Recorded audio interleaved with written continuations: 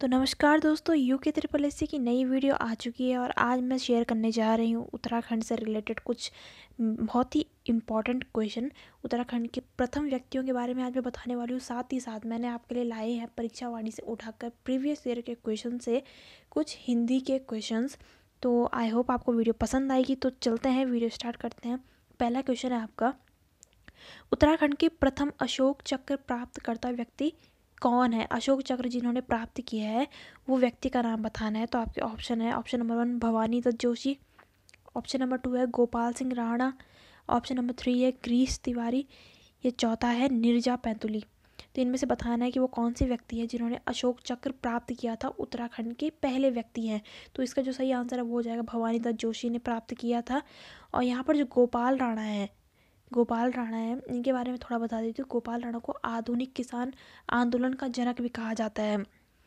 साथ ही साथ जो गिरीश तिवारी, उन्हें गढ़वाल का गिरधा कहा जाता है। जो नीरजा पैंतुली है, इन्हें आइस प्रिंस, इनका उपनाम है, आइस प्रिंस कहते हैं इनका उपनाम, आइस प्रिंस इनको कहते हैं। और इसका जो सही आंसर है वो हो जाएगा हमारा भवानी दत्त जोशी, जिन्हें उत्तराखंड के पहला व्यक्ति माना जाता है जिन्होंने अशोक चक्र प्राप्त किया था। चलते हैं नेक्स्ट क्वेश्चन की तरफ। नेक्स्ट क्वेश्चन है, उत्तराखंड का प्रथम एकीकृत औद्योगिक विकास निगम बताना है। औद्योगिक इंडस्ट्रियल विकास निगम बताना है। तो आपके ऑप्शन है सिडकुल, काशीपुर, कालागढ़ या दूधातौली। तो इसका जो सही आंसर हो जाएगा वो हो जाएगा हमारा सिडकुल ऐसा उत्तराखंड का पहला स्थान है, विकास निगम है, जहाँ पर एकीकृत औद्योगिक विकास निगम जो कहलाता है। चलता है नेक्स्ट क्वेश्चन की तरफ। और जो यहाँ पर कालागढ़, यहाँ पर वन्य जीव संरक्षण केंद्र है उत्तराखंड में। दूधातौली को दूध का कटोरा, अगर क्वेश्चन पूछा जाए तो दूधातौली को दूध का कटोरा भी कहा जाता है। अगर क्वेश्चन आता है दूध का कटोरा किसका उपनाम है, ये किसको कहा जाता है, तो दूधातौली को कहा जाता है। चलते हैं नेक्स्ट क्वेश्चन की तरफ। उत्तराखंड का प्रथम इको पार्क कहाँ है? तो इको पार्क बताना है कहाँ है। तो आपके ऑप्शन है सूखाताल नैनीताल, इको केव पार्क बता रखा है यहाँ पर। दूसरा है ऑप्शन आपका देहरादून में एक इको ब्रिज बना है अभी हाल ही में, लेकिन इको पार्क बताना है हमें। तीसरा जो ऑप्शन है वो है रानीखेत, अल्मोड़ा और चौथा है टिहरी गढ़वाल। तो जो इसका सही आंसर है वो हो जाएगा सूखाताल, जो कि नैनीताल में है। वहाँ इको केव पार्क है जो कि प्रथम इको पार्क है। चलते हैं नेक्स्ट क्वेश्चन की तरफ। नेक्स्ट क्वेश्चन है कि उत्तराखंड में प्रथम गीतकार व गायक होने का श्रेय प्राप्त है। किसको उत्तराखंड का प्रथम गीतकार व गायक कहा जाता है, उनका श्रेय प्राप्त है? तो आपके ऑप्शन है नरेंद्र सिंह नेगी, इनको सही से लिख देती हूँ मैं, नरेंद्र सिंह नेगी। दूसरा है आपका देवकी नंदन पांडे, तीसरा है आपका पुरिया नैथानी, चौथा है आपका गोपाल बाबू गोस्वामी। तो जो इसका सही आंसर है वो हो जाएगा आपका गोपाल बाबू गोस्वामी। ये प्रथम गीतकार और गायक है उत्तराखंड के जिन्हें प्रथम गीतकार होने का श्रेय प्राप्त है।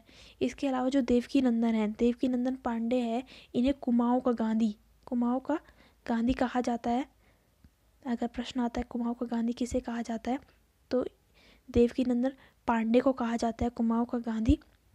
साथ ही साथ जो पुरिया नैथानी है, इनको गढ़वाल का चाणक्य कहा जाता है। गढ़वाल का चाणक्य, अगर प्रश्न आता है गढ़वाल का चाणक्य किसे कहते हैं, तो पुरिया नैथानी को कहा जाता है। और नरेंद्र सिंह नेगी जी को हम सभी जानते हैं कि अभी लोक गायक है, वो भी बहुत ही मशहूर गायक है उत्तराखंड के। चलते हैं नेक्स्ट क्वेश्चन की तरफ। नेक्स्ट क्वेश्चन है, उत्तराखंड में प्रथम गीतकार व गायक होने का श्रेय किसे प्राप्त है? तो अभी मैंने बताया ये गोपाल बाबू गोस्वामी को प्राप्त है। चलते हैं नेक्स्ट क्वेश्चन की तरफ। उत्तराखंड की प्रथम औषधि विश्लेषण प्रयोगशाला की स्थापना कहाँ की गई? औषधि, मेडिसिन या ड्रग कह सकते हैं, उनके जो रिसर्च होती है वो लेबोरेटरी कहाँ स्थापित की? उत्तराखंड में। तो आपके ऑप्शन है नैनीताल, दूसरा ऑप्शन है आपका पिथौरागढ़, तीसरा आपका पंतनगर, चौथा है आपका जोशीमठ। तो इसका जो सही आंसर है वो जाएगा आपका पंतनगर में बनी थी उत्तराखंड की प्रथम औषधि विश्लेषण प्रयोगशाला, मेडिसिन को रिसर्च करने वाली लेबोरेटरी या लैब।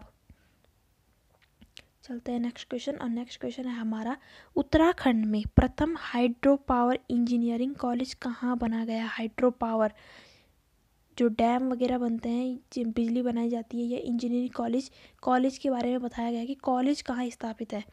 तो आपके ऑप्शन है पौड़ी, टिहरी, चमोली या फिर चंपावत। तो इसका जो सही आंसर है वो हो जाएगा टिहरी। ये हाइड्रो पावर इंजीनियरिंग कॉलेज जो है वो हमारे एशिया का भी सबसे बड़ा कॉलेज है। एशिया का भी, अगर पूछा जाए एशिया का कौन सा है, तो हाइड्रो पावर इंजीनियरिंग कॉलेज जो कि टिहरी में है वो एशिया का भी है। यही हमारा एशिया का सबसे बड़ा डैम है टिहरी डैम, और कोटेश्वर डैम भी इसी के साथ आता है। अभी मैंने बताया था टिहरी डैम भागीरथी नदी पर बना हुआ है, ठीक है। तो टिहरी डैम के पीछे है कोटेश्वर डैम जो कि टिहरी डैम को सपोर्ट देता है। चलते हैं नेक्स्ट क्वेश्चन की तरफ। नेक्स्ट क्वेश्चन है, उत्तराखंड का प्रथम म्यूजिक वीडियो एल्बम कौन सी थी। म्यूजिक वीडियो एल्बम बतानी, म्यूजिक नहीं बताना, म्यूजिक वीडियो एल्बम बतानी है। तो आपके ऑप्शन है आपके तिल है धारू बोला, दूसरा आपका झुम्पा, तीसरा है राजी रया, और चौथा है मेरी बिंदु ली, मेरी बेटू ली। तो जो इसका सही आंसर है वो हो जाएगा Jhumpa. Jhumpa music video album है, म्यूज़िक के साथ साथ वीडियो एल्बम भी है। और इसके जो निर्माता थे, बनाया जिन्होंने, तो निर्माता का नाम था गणेश विरान। गणेश विरान ने झुम्पा नामक म्यूज़िक वीडियो एल्बम बनाया था। चलता है नेक्स्ट क्वेश्चन की तरफ।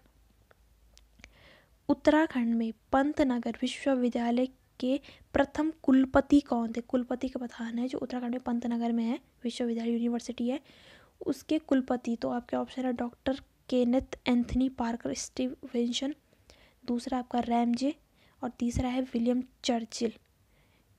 तो जो इसका सही आंसर हो जाएगा वो आपका हो जाएगा option number A, doctor Kenneth Anthony Parker Stevenson. इनके ये पहले कुलपति रहे हैं पंतनगर विश्वविद्यालय के। चलता है नेक्स्ट क्वेश्चन की तरफ। नेक्स्ट क्वेश्चन है, उत्तराखंड में प्रथम कैशलेस नगर पालिका कौन सी थी। कैशलेस नगर पालिका बतानी है, तो आपके ऑप्शन है काशीपुर, देहरादून, ऋषिकेश, ये पौड़ी की। तो जो आपका ऑप्शन हो जाएगा सही वो है आपका ऋषिकेश। ऋषिकेश को पहला नगर पालिका ऐसी घोषित कर दी गई है जो कि उत्तराखंड की प्रथम कैशलेस नगर पालिका है। नेक्स्ट क्वेश्चन है आपका, उत्तराखंड में चित्रकला के क्षेत्र में पद्मश्री पाने वाले प्रथम व्यक्ति बताना है। पद्मश्री सम्मान किसको मिला है, तो आपके ऑप्शन है रणवीर सिंह बिष्ट को, दूसरा ऑप्शन है गोपाल सिंह राणा को, तीसरा ऑप्शन है नैन सिंह रावत को, और चौथा है केसर सिंह रावत को। तो जो इसका सही आंसर है वो हो जाएगा रणवीर सिंह बिष्ट को। रणवीर सिंह बिष्ट को इनको 1991 में मिला था ये पद्मश्री अवार्ड, 1991 में मिला। और जो नैन सिंह रावत हैं यहाँ, इनका जो उपनाम है अगर पूछा जाए कभी, तो इनका उपनाम है मौलिक पंडित। मौलिक पंडित कहा जाता है इन्हें उत्तराखंड का, इनका उपनाम है मौलिक पंडित। जो केसर सिंह रावत है, केसर सिंह रावत है, इन्हें दक्षिण गढ़वाल का गढ़ केसरी कहा जाता है। दक्षिण गढ़वाल का गढ़ केसरी, क्योंकि उपनाम बहुत पूछे जाते हैं एग्ज़ाम में, तो इन्हें दक्षिण गढ़वाल का गढ़ केसरी कहा जाता है केसर सिंह रावत को। ये आप नोट कर लीजिएगा।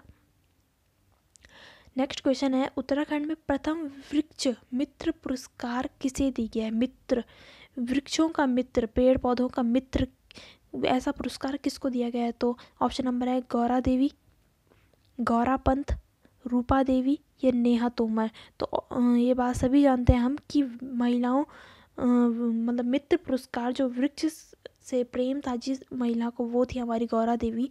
इन्होंने चिपको आंदोलन की शुरुआत की थी। चिपको आंदोलन में पेड़ों से चिपक गए थे।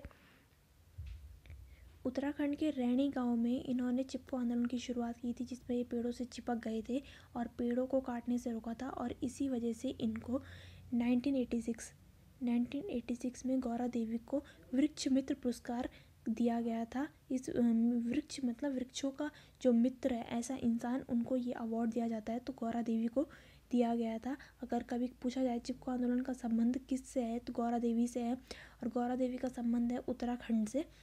रैणी गांव से स्टार्ट हुआ था चिपको आंदोलन। और साथ ही साथ में दूसरा जो ऑप्शन थे हमारे गौरा पंत को गढ़वाल की शिवानी कहा जाता है। और तो रूपा देवी ऑप्शन में। तो इनका जो उपनाम है उनका नाम है उड़न परी। अगर पूछा जाए तो उत्तराखंड की उड़न परी के नाम से कौन जाना जाता है तो रूपा देवी जाना जाती हैं। जो नेहा तोमर है इनको लेडी सुल्तान कहा जाता है। लेडी सुल्तान इनका उपनाम है, उत्तराखंड की लेडी सुल्तान कहा जाता है। चलता है नेक्स्ट क्वेश्चन की तरफ। नेक्स्ट क्वेश्चन अब हिंदी से रिलेटेड है। हिंदी में सबसे पहला क्वेश्चन पूछा गया है कि निम्नलिखित में से कौन सा शब्द व्यक्तिवाचक संज्ञा है। व्यक्तिवाचक संज्ञा बतानी तो ऑप्शन है आपके गाय, पहाड़, यमुना और आम। तो व्यक्तिवाचक संज्ञा बतानी है तो इसमें ऑप्शन नंबर सी सही हो जाएगा, यमुना व्यक्तिवाचक संज्ञा है ये। चलते हैं नेक्स्ट क्वेश्चन की तरफ। नेक्स्ट क्वेश्चन है भाववाचक संज्ञा बनाइए। भाववाचक संज्ञा बनानी है तो आपके ऑप्शन है लड़कापन, लड़काई, लड़कपन या लड़काईपन। तो इनमें से हम ज़्यादातर यूज़ जो वर्ड करते हैं वो है लड़कपन। तो लड़कपन एक भाव है, लड़कपन का भाव होता है। तो ऑप्शन नंबर सी सही हो जाएगा इसका। चलते हैं नेक्स्ट क्वेश्चन की तरफ। नेक्स्ट क्वेश्चन जो है आपका हिंदी में वो है निम्नलिखित में भाववाचक संज्ञा कौन सी है। भाववाचक संज्ञा बतानी है तो ऑप्शन है आपका शत्रुता, वीर, मनुष्य या गुरु। तो भाववाचक संज्ञा जो इसका सही हो जाएगा वो है मनुष्य। मनुष्य और मनुष्यता, मानवता या इंसानियत, मानवता भी कहते हैं हम इसे, मनुष्यता ये एक भाव है जो कि मनुष्य के अंदर होता है। तो मनुष्यता इसका सही ऑप्शन, मनुष्य इसका सही ऑप्शन हो जाएगा। चलते हैं नेक्स्ट क्वेश्चन। स्त्रीत्व शब्द में कौन सी संज्ञा है। स्त्रीत्व जातिवाचक संज्ञा, व्यक्तिवाचक संज्ञा, भाववाचक संज्ञा या द्रव्यवाचक संज्ञा। तो इसमें से स्त्रीत्व शब्द का भी संज्ञा है भाववाचक संज्ञा। भाव में एक स्त्रीत्व या सतीत्व जिसे कहते हैं। तो इसका जो सही ऑप्शन हो जाएगा वो हो जाएगा ऑप्शन नंबर सी, भाववाचक संज्ञा है। चलते हैं नेक्स्ट क्वेश्चन की तरफ। इनमें से भाववाचक संज्ञा बतानी है तो सबसे ऑप्शन है आपका तप, तीर, भरत या चिंता। तो सबसे जो भाव दिख रहा है जिस शब्द में वो है चिंता। चिंता एक भाव है, भाववाचक संज्ञा। चलते हैं नेक्स्ट क्वेश्चन की तरफ। नेक्स्ट क्वेश्चन है हमारे देश में जय चंदों की कमी नहीं है में जय चंदों संज्ञा के किस भेद के अंतर्गत आता है। तो आपके ऑप्शन है व्यक्तिवाचक, समूहवाचक, जातिवाचक या भाववाचक। तो जय चंद, सबसे पहले एक जय चंदो बोला है, जय चंद होता तो एक व्यक्ति की बात होती, जय चंदो बोला है तो व्यक्तिवाचक नहीं है ये।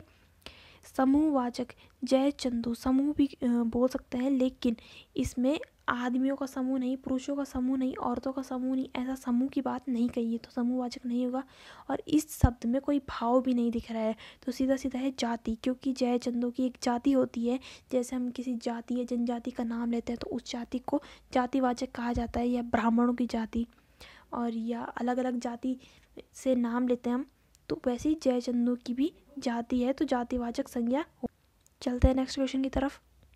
तो नेक्स्ट क्वेश्चन है बड़े बड़ाई ना करे, बड़े न बोले बोल, रहीमन हीरा कब कब कहे लाख टके का मोल।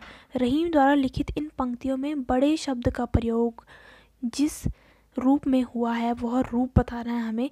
विशेषण, संज्ञा, ये सर्वनाम या क्रिया विशेषण, इन चारों ऑप्शन में बताना है कि वो कौन सा रूप है जिसमें बड़े शब्द का प्रयोग किया गया है इस पूरे दोहे में। तो इस आपका जो ऑप्शन नंबर बी संज्ञा, संज्ञा शब्द का उपयोग किया गया है, संज्ञा रूप का उपयोग किया गया है बड़े शब्द में। तो चलते हैं नेक्स्ट क्वेश्चन की तरफ। नेक्स्ट क्वेश्चन है हमारा आपका घर जिस शहर में है उस शहर का नाम संज्ञा का कौन सा भेद सूचित करता है। जब भी हम अपने घर का नाम बताते हैं फॉर एग्जांपल तो हम कौन सी संज्ञा का यूज़ करते हैं ये बताना है। तो आपके ऑप्शन है व्यक्तिवाचक, जातिवाचक, समूहवाचक या भाववाचक। तो जो इसका ऑप्शन हो जाएगा वो क्या, व्यक्तिवाचक। व्यक्तिवाचक क्योंकि जाति नहीं होती घर की, समूह नहीं होता हमारे घर का, या भाव नहीं होता उस घर में, तो व्यक्तिवाचक हो कि मैं एक इंसान हूँ और मेरा घर वह है, सामने पे है या उस बिल्डिंग में है, तो व्यक्तिवाचक व्यक्ति ही अपने घर का एक तरीके से इंट्रोडक्शन कराता है, तो इसका आंसर हो जाएगा व्यक्तिवाचक। चलते हैं नेक्स्ट क्वेश्चन की तरफ। राम ने सुरेश के साथ मित्रता का निर्वाह किया, इसमें भाववाचक संज्ञा है, इसमें भाव कौन सा भाव है? तो आपके ऑप्शन है राम, सुरेश, निर्वाह या मित्रता। तो हम सभी जानते हैं कि राम एक नाम है, सुरेश भी एक नाम है, निर्वाह भी कोई भाव नहीं है, मित्रता का भाव होता है, मित्रता, शत्रुता, हर चीज़ का भाव होता है। तो इसका जो सही ऑप्शन हो जाएगा वो है डी, डी आंसर सही हो जाएगा। चलते हैं नेक्स्ट क्वेश्चन की तरफ और आखिरी क्वेश्चन की तरफ। राज्यपाल में कौन सा संज्ञा है, कौन सी संज्ञा है, ये बताना है कि राज्यपाल में कौन सी संज्ञा है। तो ऑप्शन है व्यक्तिवाचक, जातिवाचक, भाववाचक या समूहवाचक। तो इसका हो जाएगा ऑप्शन नंबर बी सही, जाति। राज्यपाल एक जाति या एक अलग पद बोल सकते हैं, तो इसका सही ऑप्शन हो जाएगा जातिवाचक, क्योंकि इसमें कोई भाव नहीं है, ना ही ये कोई समूह है और ना ही ये एक व्यक्ति है। ठीक है, क्योंकि राज्यपाल कोई एक व्यक्ति नहीं चलाता, उसके साथ बहुत सारे कर्मचारी होते हैं, मंत्री होते हैं, तो ये जातिवाचक कहलाएगा। तो इसका सही ऑप्शन हो जाएगा जातिवाचक। आज की वीडियो में इतना ही था, आई होप आपको पसंद आई होगी। मिलते हैं नेक्स्ट वीडियो में, तब तक धन्यवाद।